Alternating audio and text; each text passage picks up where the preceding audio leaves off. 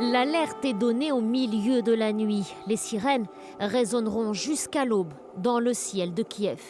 Selon le chef de l'administration militaire locale, des missiles calibres ont été détectés depuis la mer Noire, mais aucune infrastructure n'a été touchée.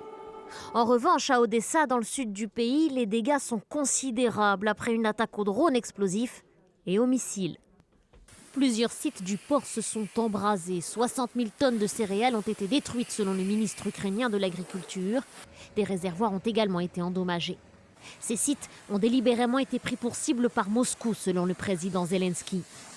La région d'Odessa abrite les 3 ports par lesquels l'Ukraine exportait ses céréales. Mais l'accord scellé avec Moscou il y a plus d'1 an n'a pas été reconduit par les Russes. Le président Zelensky avait alors prévenu qu'il continuerait, même seul, d'acheminer le grain. Le Kremlin réagit et rappelé qu'il n'y avait plus de garantie de sécurité après l'expiration de cet accord.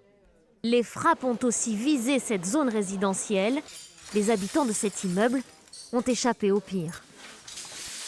Heureusement, je ne dormais pas. J'habite au premier étage. J'ai vu un éclair rouge à la fenêtre et j'ai réagi immédiatement. Au moment où je suis tombé par terre, derrière le lit, toutes les fenêtres ont été soufflées. Je suis descendu, il y avait du bruit et de la fumée à l'extérieur. Les gens étaient paniqués. Le lit se trouve juste à côté de la fenêtre.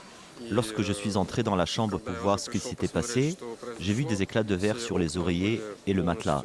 En Crimée, à Kirov, c'est une installation militaire russe qui a été frappée. Attaque confirmée par le chef proclamé de la région. Plus de 2000 personnes ont dû être évacuées du district.